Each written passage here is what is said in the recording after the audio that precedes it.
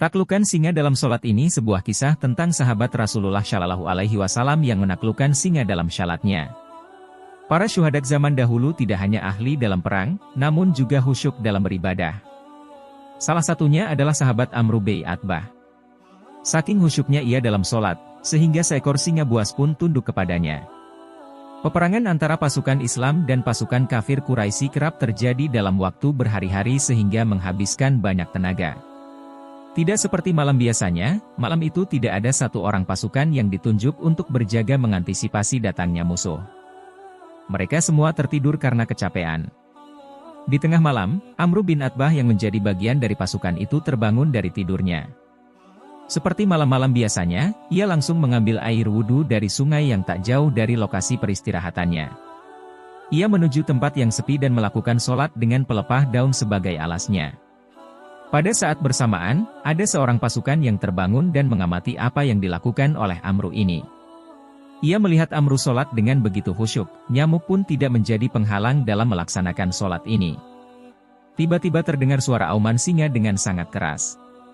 Begitu kerasnya sehingga membuat pasukan yang tidur menjadi terbangun. Mereka lantas berlarian karena takut menjadi mangsa singa hutan itu. Akan tetapi tidak bagi Amru. Ia tak beranjak sedikit pun dari tempat sujudnya. Mulutnya senantiasa melafalkan kalimat Allah tanpa merasa khawatir sedikit pun terhadap keselamatan jiwanya. Singa buas itu pun mendekat ke arah Amru. Sejenak ia mengelilingi Amru yang tetap pada ibadahnya.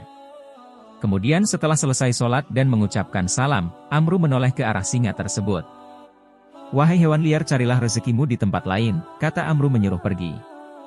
Seolah mengerti bahasa manusia, singa itu pun pergi dan mengaum hingga terdengar sampai ke puncak pegunungan.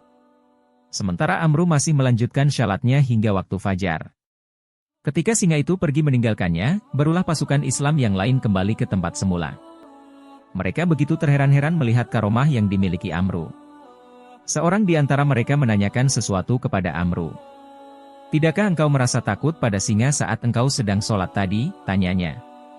"Sungguh saya merasa malu kepada Allah Subhanahu wa Ta'ala jika saya takut kepada selainnya," begitu ucap Amru. Wallahu alam. Nantikan kelanjutan cerita-cerita dari kami berikutnya, sampai jumpa.